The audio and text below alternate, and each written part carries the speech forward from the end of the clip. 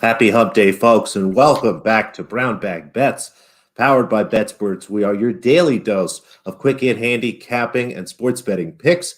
And joining me today is, in fact, not Ogbert the nerd, but Andy Molitor. How are you?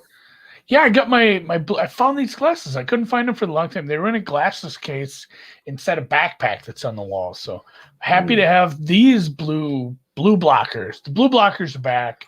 I'm excited. Yes, one day left until we get golf back in our life. People call it and I called it this. I called it a Masters hangover, but I'm not sure if I have. I think it's almost like any other sport where it's like if you have a really bad NFL Sunday, you just don't feel like even thinking about the next week. Like when you win some money, when you do okay, even if you make it through a weekend like that without getting just blasted like I have in some majors have been really rough to me. So to get through a major in the black, it feels good. So I'm just jacked to talk more golf. Gonna blog later on, and yeah, it's gonna be a fun weekend. If the weather ever turns, it snowed here the other day last night. It's going to snow a little today. So hopefully I get back to spring. That'll help to also improve my mood. And I'm going to have to go back and listen to the podcast, the stream from yesterday. I joked about this. Sometimes I do space out when other people are talking, especially because I am doing some producing. Like I'm doing some of the graphics and stuff. So I'm not always paying attention to Alex, as bad as that feels to say out loud. Did you mention she was 15? I don't think I mentioned specifically that she was 15. I You mentioned said that she she was was young. very young. I couldn't remember her Yeah. exact age. She has a sister that I think is like 14 or something even Yeah. younger than that. But the two of them are like really young players. They're going to be great. So it was nice to sort of get on the back of them. I know there was a retirement, so hopefully you got your bet down at a place that paid on those. Apologies and condolences if you had the retirement there, but that was a nice little money line hit there. Yeah, and that's what I wanted to lead with. Can you talk about that a little, the retirement rules and maybe the importance of checking how your book pays things like that? Yeah, you have to go through. Every book is different. It's kind of one of the annoying parts about betting tennis. But if there's a retirement during a match, certain books grade it differently. Some on a money line will, some on a money line will grade your bet as a win as long as they get past the first set. As long as there's one set in the books, 6-4, 6-3, something, they get to that second set, they will pay out your money line bet. But a large majority of books will cancel all wagers on retirements. So you need to go back through and look. I know, for example, FanDuel, that's where I bet yesterday, they pay after the first set is graded. So lucky me and lucky anybody else who bet there. I know, for example, I believe Bovada cancels everything automatically on retirement. I'm pretty sure Bookmaker does as well. It's been a little while since I've gone back and looked myself, but go through your books, try to create like a little cheat sheet so you know. And the idea is when you're betting on big money line underdogs, you want to make sure you get in these books where there's a possible retirement, because that's when you kind of see those situations from a big favorite. Conversely, on the other side, if you're betting on someone that you think is not 100% and might actually quit on you, make sure you bet at a book that cancels on a retirement, because if your player quits, you get a push. It's almost not a risk-free ride, if you will. They don't always retire on you, but it's something you have to go through the help section of all your particular books. You can find the rules for tennis, scroll down, read through them. If you have any questions, if you find any of the wording to be difficult to understand, you can DM me on Twitter. I'll help you out with that. Yeah, and like Alex said, it's not some it's not some overarching rule like always bet at this book, always bet here, because these are rules where it's like if you are looking at a possibility of a retirement from your opponent and you have a big money line underdog, you want to get paid on a retirement. You want those bets to cash. Whereas if you love a favorite and maybe your only trepidation would be they were carrying an injury, I'm not 100% sure that they're 100%. And the only way they possibly lose this match is they're injured and they might retire. Then you want to go the whole, like you said, go the whole opposite way. Have your cheat sheet, know where you should bet. This would be one of the cases, maybe the only cases, where I would say it's okay to take a worse number. We always say shop, get the best of the number. I think when you are looking at places that grade things differently according to their rules, this would be one of the cases where you could get a worser number and not feel bad about it. The only other case really that comes to mind is top 20 betting in golf, or top 10, top 5, whatever, where there is different dead heat rules at different books.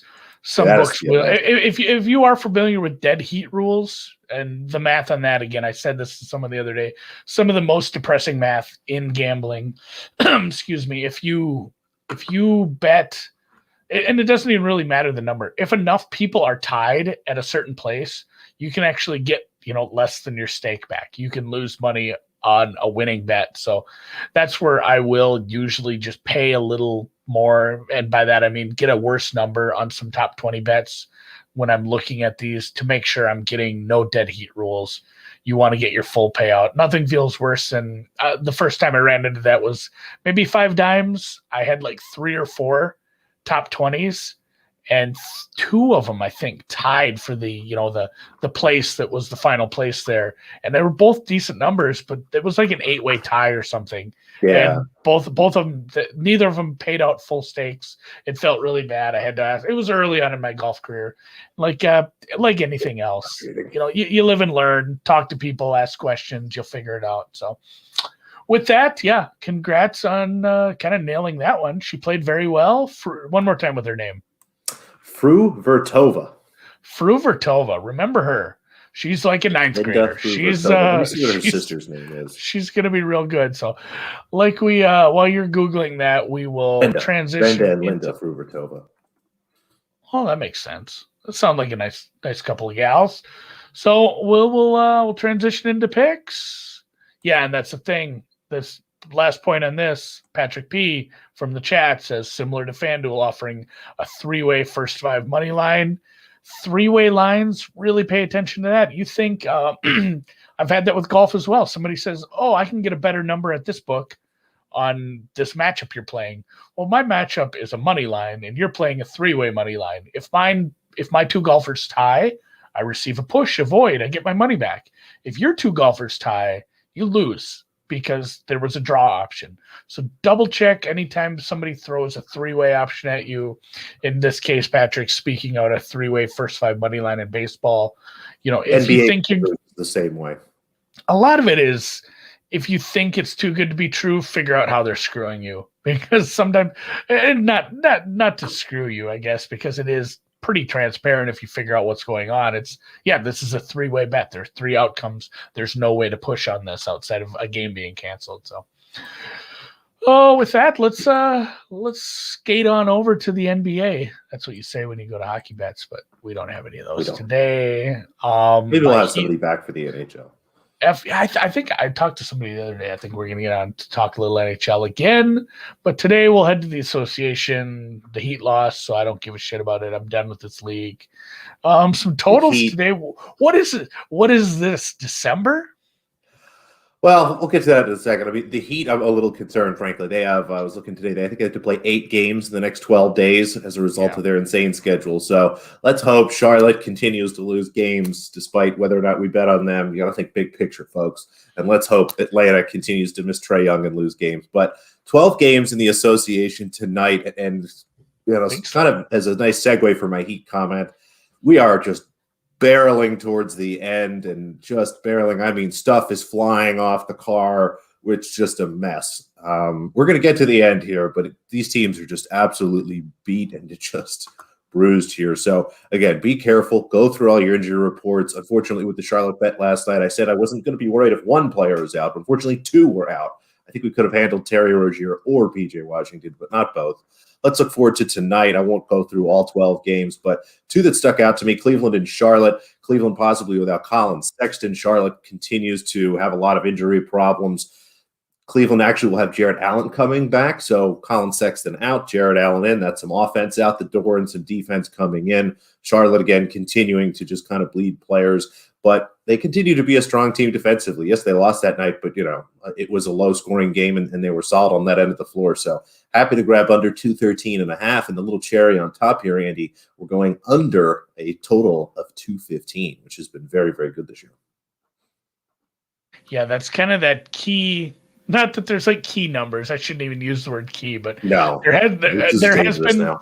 there has been a strong trend, and I don't like that word either. But it's been long going. It's been going on long enough where I don't feel bad about this. So I will bet this for sure.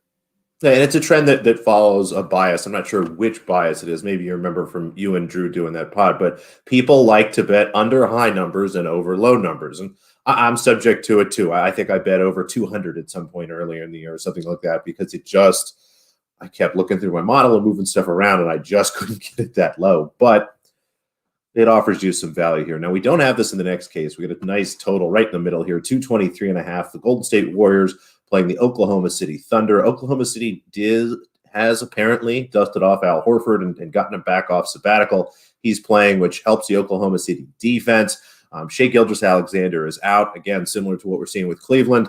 Offense out, defense in on that end. They've been a great defensive team at home. Unders for them, especially at home, have been particularly good.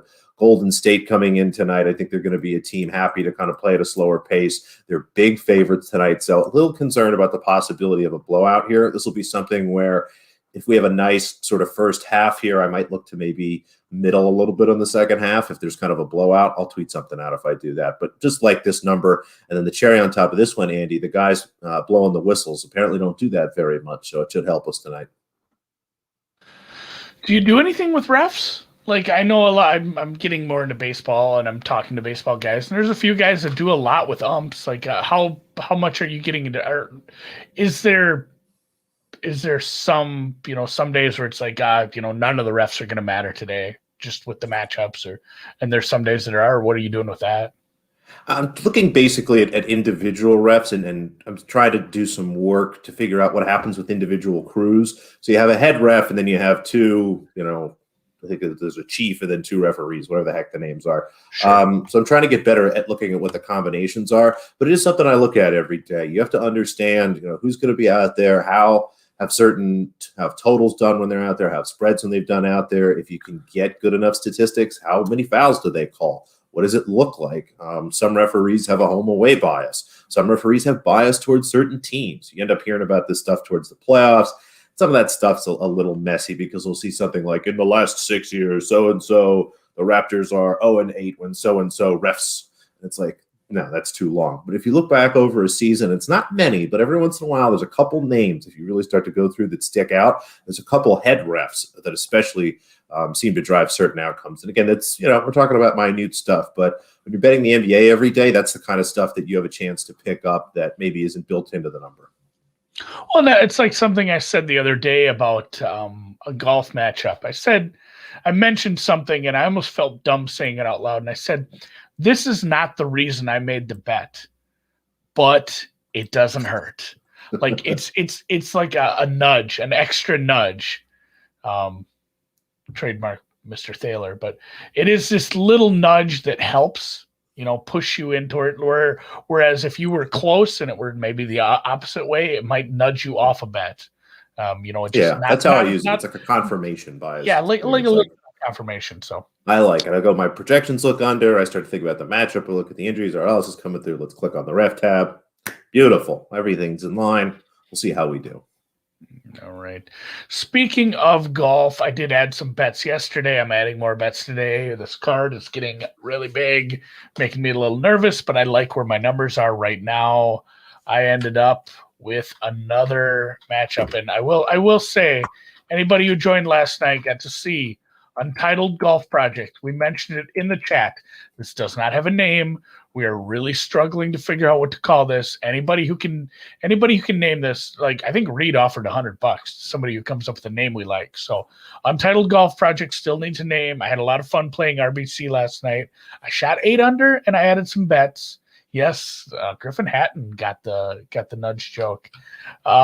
This is one I added. I don't usually do a lot of outrights. I already had 5, but the more I circled this, I circled the drain and went down it. Morikawa, I found a 21. There was a lot of 17s, and I said I can't bet 17. Then I found a 21 at FanDuel. So that's probably a bet. This is such a second shot course. And then every iteration of modeling I did looking at iron play and approach shots, it was like, oh, guess who's number 1 again? It's It's Colin Morikawa. He's a major champion. This is not that good of a field outside of the top few players. This probably should be like a 15-16. So I bet Morikawa. That will be my last addition to outrights, but I will be making plenty more plays in the head-to-head markets. I had a couple, like I said last night. You can find that on the YouTube channel if you want to rewatch that. I go through 8 bets. We're going to try to do that every week. And like I said, even got a co-host in the works, working with them this week to try to work some things out and have somebody bouncing ideas back and forth with me, talking golf every Tuesday night. I did add some plays for tomorrow right away, though. I will have my full blog, my full card with all my matchups for the whole tournament. I am going to play round by round as much as I have a chance. I should have more time this week without having to do so much Masters horse shit. But Kirk, Moore, Answer. I mean, these are guys I think I played them all outright.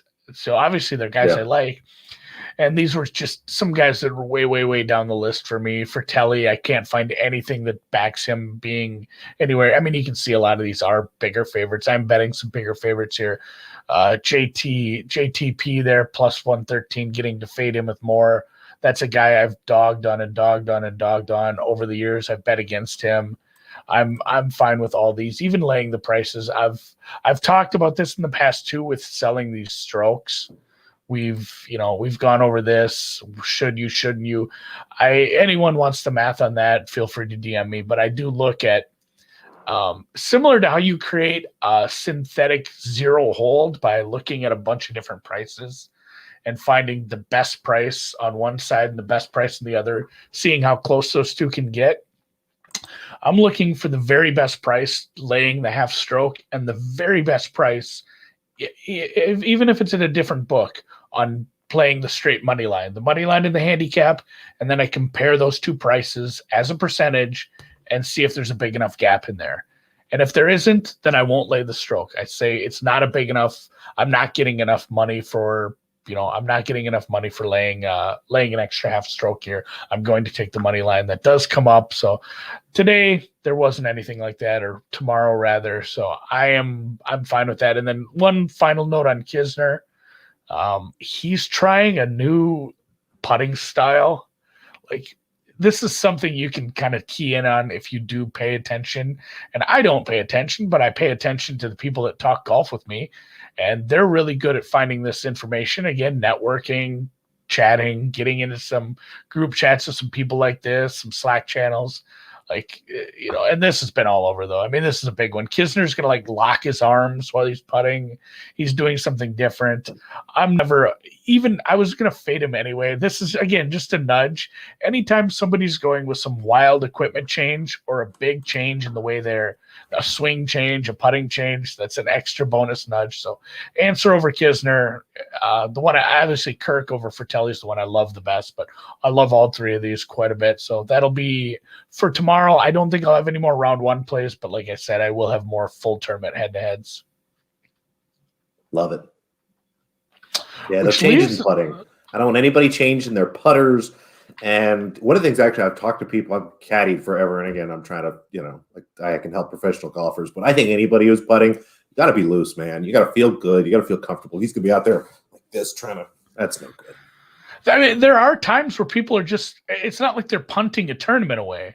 Like, they're still hoping they play well. But, they have more of a practice field. There are times where it's like, I'm using this tournament to try something out. That's more times than not, it doesn't turn out great. So we'll close with tennis. Back to our 15-year-old. She advanced. She will play tomorrow or tonight. She plays tomorrow, and I'm going back and forth on that one. She's right around a pick 'em. I haven't wagered anything there yet. I do like her in that match, but I need to do a little more homework on her opponent. We do have 4 matches today, and I wanted to make up for the 2 unders. I know those unders bum you out. So we come back, 4 matches, all the money lines just about right to me, maybe a little value in Lauren Davis as an underdog against Donka Kudvinic.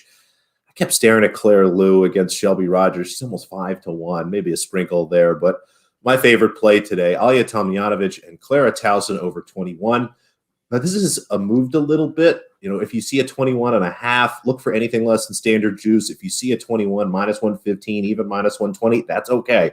play that instead of looking for like a 21.5 at standard juice. So there are some 21s around there. You're not going to get it at minus 110. I think I played this at minus 15 myself. So, you know, it's okay. Minus 15 is fine. Minus 20 is okay. And the over 2.5 sets, this number is still out there. I like this. Starting to get a little tighter here, some of these edges, frankly. I have this plus 135, so not as good as normal. We get like a plus 150 here. But again, still like plus 145. Tomljanovic, a tour veteran. Towson, another youngster, although not quite a 15-year-old. Towson, I believe, is 17 or 18. So I think she can, you know, buy cigarettes or something if she wants, and she's done here, but can't drink yet. Tomljanovic is, again, a tour veteran, you know, not an older player, if you will, but she's been playing very well in these courts the last couple of weeks. Actually, she's really found her form. She struggled at the beginning of the year and has been playing really nicely here for the last couple of weeks. Towson had a nice first match. I think, again, the market's underestimating her a little bit. She was the favorite in Bogota last week and lost in 3 sets in kind of embarrassing fashion. And I think there's been a little bit of too much of a move the other way. I expect this to be a very competitive match. I think we'll have either 2 very long sets, and I'm expecting 3. So let's stack the overs here in Tomljanovic. Towson, that starts later tonight. I believe that's afternoon Eastern time. It's hard. I switch computers, and I can't remember if it switches everything to Pacific or not. I never trust Flash Score anyway, so it's sometime. Looks like that'll be 4 in the afternoon Eastern. So that's the earliest it'll be. So you've got a little time to get those in. You've got like 4 hours. All right, cool. And maybe sometimes somebody did ask, like, how big of a difference are you looking for when you're laying the stroke? It is different between dailies and full tournament because full tournament is a bigger sample size.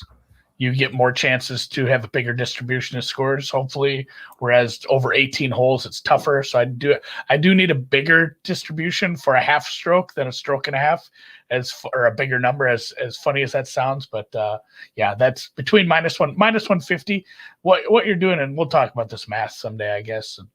Every time you want to compare prices, when they're American prices, start converting them to implied percentages. Because, you know, you say a 41-cent difference. A 41-cent difference is not the same from minus 150 to minus 109 as it is from even to plus 141. So we'll have to go over that someday, kind of talk about how we are not working on a linear system over here and everything's goofy. And then we'll close with this question: win NFL draft props this week for sure. Soon, very soon. If you have any questions, I would encourage you to take them and tweet them at Deep Dive Pod. We will be on tonight a little later than normal. I'll tweet out the time, but we have a really good guest.